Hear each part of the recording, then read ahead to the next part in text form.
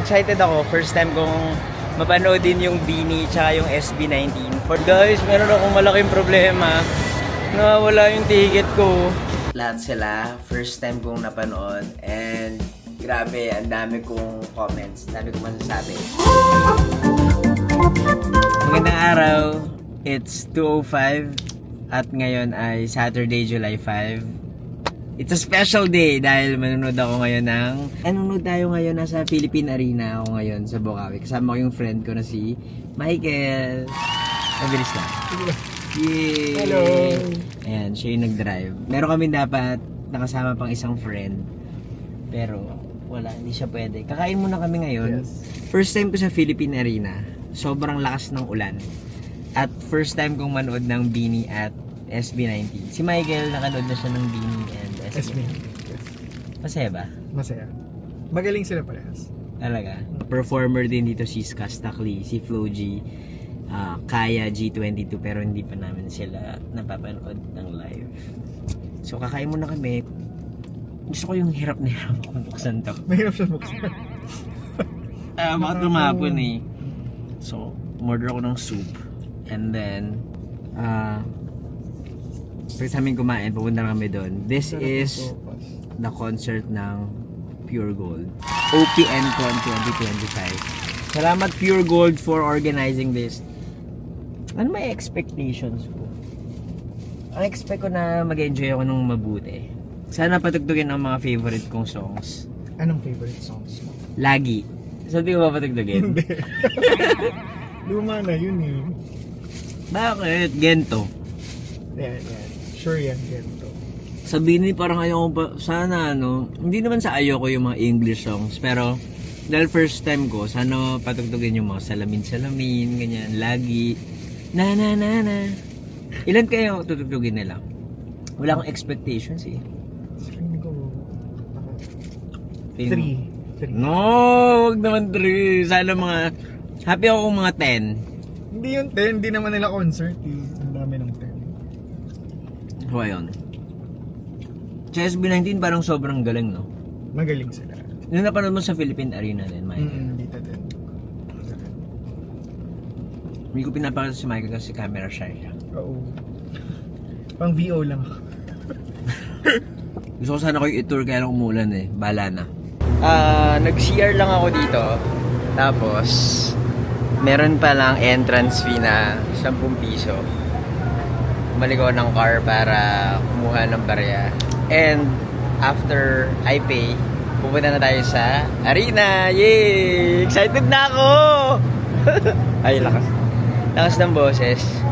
Excited na ako. So, dediretso lang tayo, no? Hanggang sa entrance. Oh, excited na talaga ako. Ang bias ko dito ay si Beanie Maloy. So, mag-hi kaya siya sa akin pag hinag-hi ako. Mapapansin niya kaya ako? Hindi niya ako mapapansin? Magamit ako. Ha? Magamit ako. Hindi, sisigaw ako. May mga freebies, ang galing. Ayun o, dun pa meron ba dun o?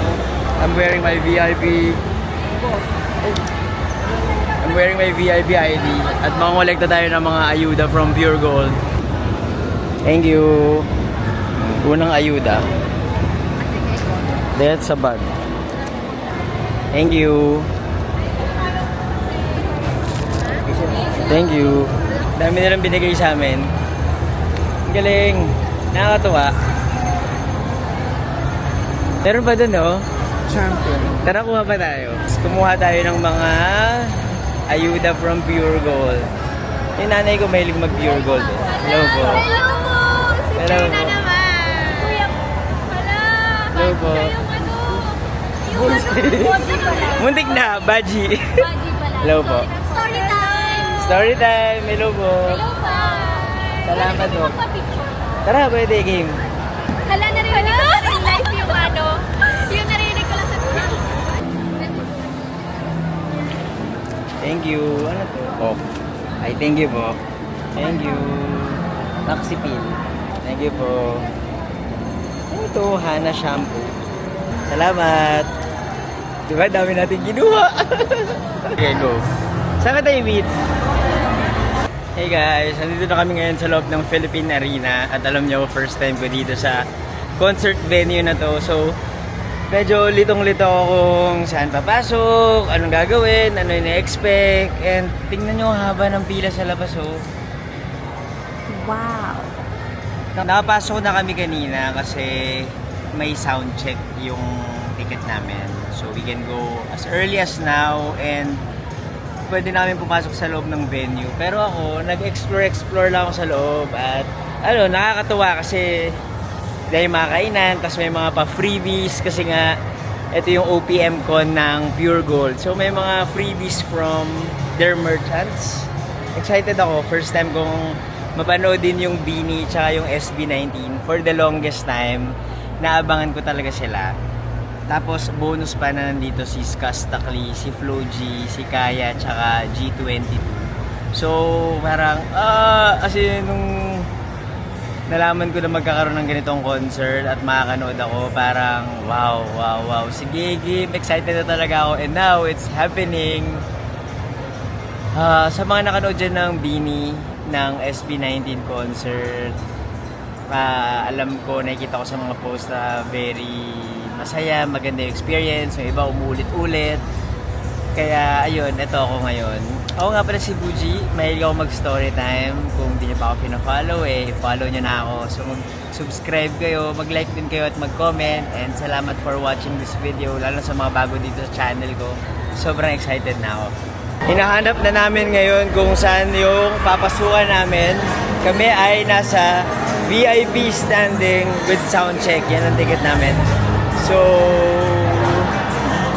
yung kasama ko, naka 3 times na siya dito sa arena. Hello po, saan ba yung VIP?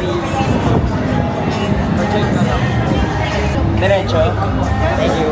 A few moments later. No. Guys, meron akong malaking problema. Nawawala yung ticket ko. Parang kanina pa ako naghahanap. Hindi ko makita yung ticket ko. Yeah. Dito lang yung sa bagi. As in sure ako. Oh no. Titignan ko lang Titignan ko ulit. Second time na to.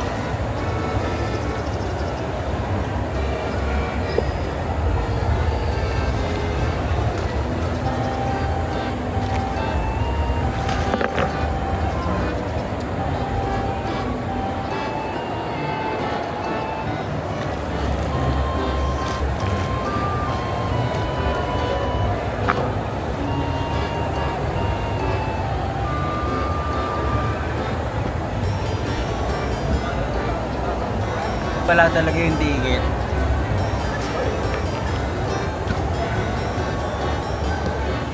Ano, paano to? Lagi talaga ako nakakawala ng mga gamit, so hindi ako makakapag... Ewan ko. Excited pa naman ako. Naalala ko nung nasa China ako, diba? Nag-vlog ako, tapos nawawala yung bag ko. At this point, baka hindi meant to be na ma-meet ko yung Beanie tsaka SB19. Parang tatawanan ko na lang yung nangyari. Pero baka nandito pa din yun. Or baka pwede naman akong papasukin. Sabihin ko na lang. Kasi meron naman akong ganito. Tinan mo, may mga nagsismile pa sa akin. Mga nakakilala ata sa TikTok. Hindi nila alam problemado na ako ngayon nawawala yung ticket ko. My God, nasaan na ba yun? Pag napulot ka ng ibang tao yun, magagamit ba nila? Di ba dapat hindi naman nila magagamit yun? Kasi... Or baka pwede nilang magamit. VIP standing pa naman yun. Daming tao pa naman, o tinan nyo. O daming tao pa naman. Nasaan na ba yung ticket ko? Ano ba yan? Burara kasi ako talaga eh. Alam mo, sobrang excited ko. Nakalimutan ko na kung na may ticket pa pala. Siguro na laglag ko siya somewhere.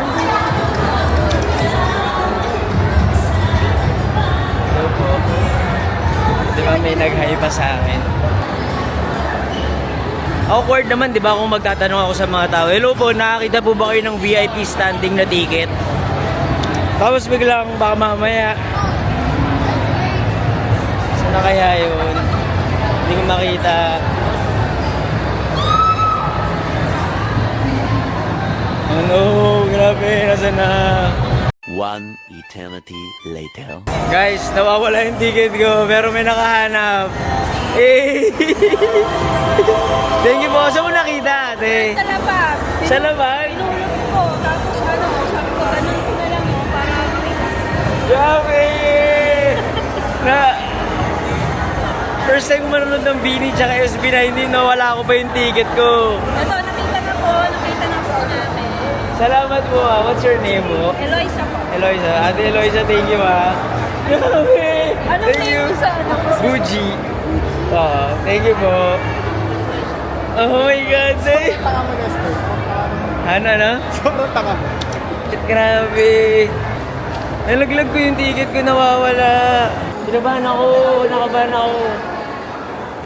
Grabe. Pumunta ako ng Bulacan tapos nawala ko lang yung ticket. Andito na ako sa arena, nawala ko pa yung ticket. Nainis ako sa sarili ko. Ha? Nahulog daw. Nahulog ko yung ticket ko, nawawala. Ano to, invisible? Hindi ko makita. Ayun. Thank you. And 100% farm fresh eggs. Hello po. Ay talaga, hello po. That Hello. everyone will love. Doon po ako nakausap yan, bye. Sige, bye. Ingat mo. Everyday dishes, mayo. Look, may nakakilala pa sa akin, nakakahiya. And delicious dishes that everyone will love. Uy, special. Make everyday dishes mayo amazing.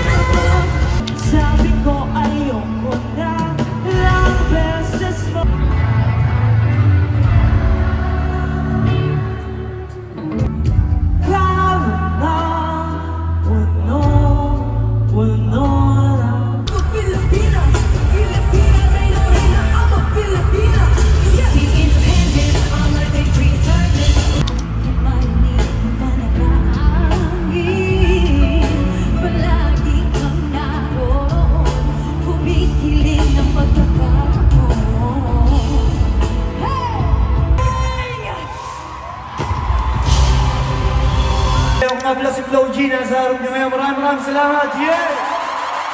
Siyempre sa pagmamahal niyo, susuklihan ko na rin yan sa parangalan ko.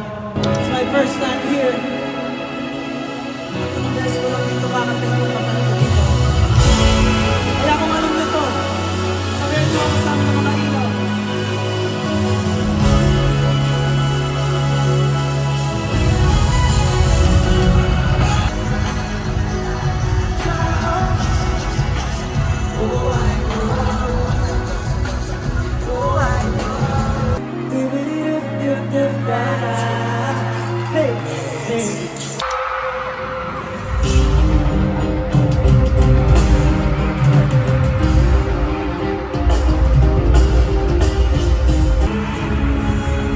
Pure Gold! Are you all ready? I feel unprepared. Cause we didn't come here to play. Tonight you're all gonna have fun. We'll bring you the sound of OPM. We are SB19.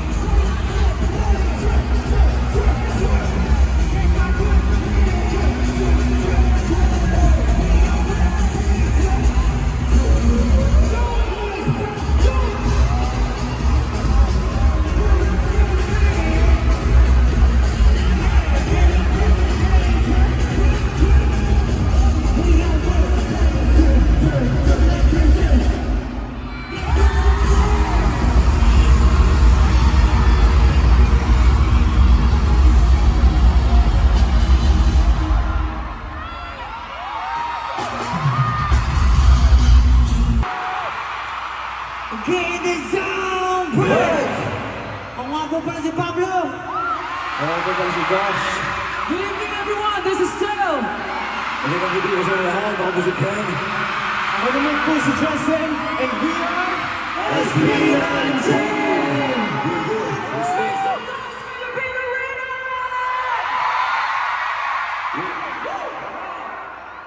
Nakakuha ko!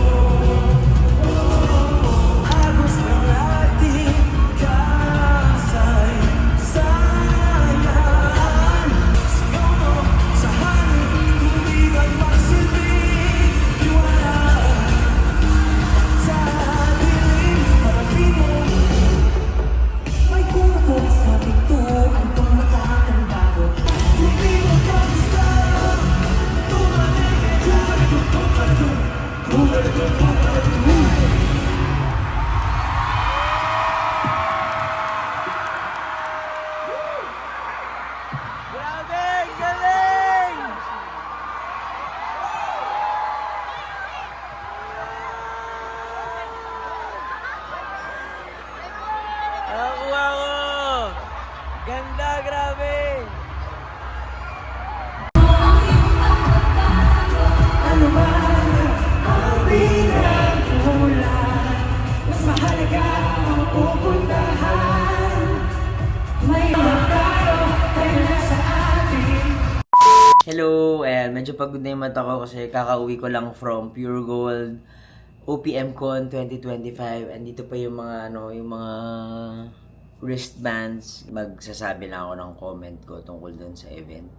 Hindi na ako nakapag-vlog pa uwi kasi tumakbo kami, literal na tumakbo kami from the venue papunta sa parking area kasi pag nag-Philippine Arena ka pala, dapat mag-exit ka right away. Kasi kung hindi ka mag-exit, masastuck ka sa traffic. So, sa Pure Gold concert, hindi rin ako nakapag-vlog masyado kasi sobrang ingay talaga dun sa loob ng concert venue. So, just to give a recap, ang nag-perform sa OPM Con 2025 ay Bini, sinundan sila ng Kaya, tapos Sunkissed Lola, G22, and then si Floji, si Skastakli, at panghuli si SB19. And then may mga special guest yung mga performers. Halimbawa, yung G22, guest nila si Yang Constantino. Yung Kaya, feature nila yung Mayonnaise. Yung Bini, andun si James Reid. Tapos sa SB19, nandun si Rico Blanco. Tapos first time ko silang mapanood lahat live. except yung Mayonnaise and si Rico Blanco. Pero the rest, lahat sila, first time kong napanood, and grabe, ang dami kong comments, dami kong masasabi. Una, Beanie, first time ko silang nakita in person. And, eto na, sasabihin ko na yung yung comment ko. Sobrang galing nila. As in, wow, as in yung presence nila on stage, parang ibang klase. Vocals-wise, para sa akin, ang galing ni Colette talaga. As in yung boses niya, yung nangingibabaw, na parang stand out among the girls. Pero lahat sila magagaling. Ang ganda nung new look ni Gwen, pero I would say, si Stacy, siya talaga yung parang, wow, pinakamaganda. Para sa akin yung pag nakita mo sa stage, parang, siya talaga yung parang ibang klase, talaga, maganda. Siya yung parang head turner, kumbaga, ganyan. Si Aya, maganda din siya. Tapos parang siya yung may madaming hiyaw ng mga fans. Si Maloy, sobrang charming niya on stage. I love her so much. Siya yung bias ko. Pero bias record ko, sa tingin ko si Stacy. Tapos si Joanna, yan, super cool din siya. Parang gets ko na kung bakit siya yung nagbubuo dun sa grupo. Tapos si Mika, sobrang ganda din. As in, may angas, alam mo yun, merong oomph, ganyan. Tapos ang galing din niya. Para sa akin, nagalingan ako kay Mika as a performer plus singer. Yan, sobrang okay. Sino pa ba? May nakalimutan pa ba ako sa Beanie? Kaya. Sobrang galing din ng Kaya. Sana mabigyan sila ng more opportunities to get more attention, I would say. Pero nung sinama nila yung Mayonnaise, grabe talaga, sobrang naghiyawan talaga yung mga tao. Ang galing-galing. Masasabi ko sa Sunkissed Lola, kasi yung Sunkissed Lola, habang nagpa-perform sila ng isang song, meron silang pinapalabas doon na video, yung Soul and Something. Kalimutan ko na yung pangalan. Pero Pure Gold, siya, series, I think, or short film. Tapos nandun si Jane Oineza, si Karina, tsaka si Santino. Wala lang, parang gusto ko tuloy mapanood. Tapos sila pala yung yung kumanta nung Pasilyo. Next one, si G22. Tatlo lang sila, pero grabe, parang ang galing ng vocal powers nila. As in, parang very powerful sila kumanta. Tapos nung kasama nila si Yeng, grabe, as in, medyo tumas yung balahibo ko. Kinanta nila yung Salamat. Favorite ko kasi yung Salamat yung salamat na word, yung gratitude. I really like giving gratitude to people. So, natuwa talaga ako doon. Flo G. Si Flo G, first time ko siyang marinig ng live. Ang galing-galing din niya. Tapos, kinakabahan daw siya dun sa performance niya. Kasi first time niya sa Philippine Arena. Pero hindi naman halata. Pero ang galing talaga niya. Ang galing niya. Ang galing niya mag-rap. Ang ganda ng lyrics. Ang galing niya talaga. And then came Skastakli. Si Skastakli, to be honest, sobrang ang dami kong kanta ni Skastakli na alam ko. As in, memorized ko. Hindi ko alam kung pwede ipalabas sa YouTube kasi baka makapiright ako. Pero, just in case pwede, eto siya. Ako ay pinagmala na tagpuan ko nang hinahanap ko na lagi siya ang buhay ko. Sa buhay ko. Grabe, sobrang dami ko palang naisip ko. Parang in a way, meron era ng life ko na yun yung pinapakinggan ko. And yung last performer, SB19. First time ko mapakinggan yung SB19. At ang masasabi ko lang sa kanila ay, paano ba?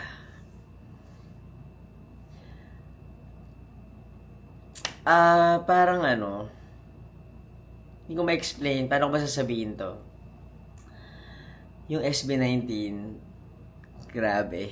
sobrang worth it makita sila ng live. Parang iniisip ko, hindi pa nila yung solo concert Pero grabe, performance level 100, vocals 100, humor 100, appeal to the yung connection mo sa crowd mo 100. Grabe, sobrang ibang klase. Tapos yung yung napansin ko, yung napansin ko talaga, parang kung kung 18 ka, kung fan ka ng SB19, gets mo na magugustuhan mo talaga sila Tapos parang di sila napapagod, as in. Tapos yung, eto, sinasabi ko sa inyo, nung ginawa to ng SB19, dito ko nasabi na parang, wow, hands-on respeto. Ano talaga sila? Deserve talaga nila kung ano yung tinatamasa nila ngayon. There was a point dun sa concert na nagpasalamat sila. Nagpapasalamat naman yung mga yung usually lahat ng performers sa mga concerts nila, di ba? Pero yung SB19, grabe, pinasalamatan nila yung mga kasama nilang dancer, yung choreographer nila, yung mga coach nila, pinasalamatan nila. Tapos parang ako, as someone nga, di ba sabi ko, mahilig talaga ako sa gratitude. Parang sabi ko, parang very humble sila. And at the same time, yung gratitude, yun talaga yung isa sa mga values na meron sila. Correct me if I'm wrong lalo na sa mga 18 dyan. Tama ba ako na yung gratitude, isa yun sa mga core values ng SB19? Kasi grabe, na-feel ko yung pasasalamat talaga nila sa mga tao na tumutulong sa kanila na mapunta dun sa kung nasan sila ngayon. And for me, kahanga-hanga yung value na yun. For the whole event sa Pure Gold OPM Con 2025, na-inspire ako kasi 'di ba nasa ako, content creation world. So medyo entertainment industry din yung tinataha ko. Na-inspire ako kasi na-feel ko yung talent ng mga Filipinos na sobrang galing pinagsama-sama doon. Well, this is in terms of music and performing. Pero wala lang, nakaka-inspire. Ang ganda. Thank you very much Pure Gold for doing this. Kung next year meron pa, puntahan nyo kasi very worth it pumunta doon. As in. Tapos, nakikita mo na yung mga OPM artists, nagsusupport sila sa each other and strengthen pa siya kasi merong isang brand na nag-bring together ng ganitong klase ng act. So, ayun lang. Maraming salamat sa panonood ng aking vlog. Ako nga po pala si Buji.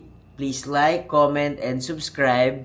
Mahilig ako mag-story time. Kung hindi nyo pa ako pina-follow, i-follow nyo na ako.